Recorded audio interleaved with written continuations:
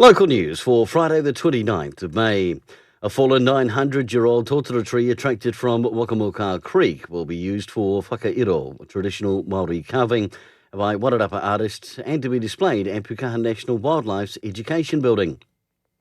The totara is estimated at between 8 and 900 years old and weighs approximately 10 tonnes and was gifted by local farmer Richard White. The prize wood will provide material for 11 carvings which will be installed at Pukaha. The Carterton District Council met on Wednesday, and while the draft annual plan won't be finalised until next month, a proposed rates increase of between 1.2 and 2% is proposed. Applications closed today for the Masterton District Creative Community Scheme. Applications can include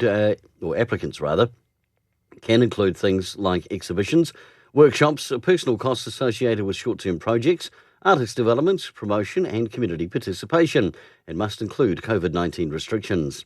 And Premier and Senior Reserve Club rugby competitions have an official start date, the 4th of July. Pre-season games will be held on the 20th and 27th of June, while JB and college rugby is set to commence in Term 3.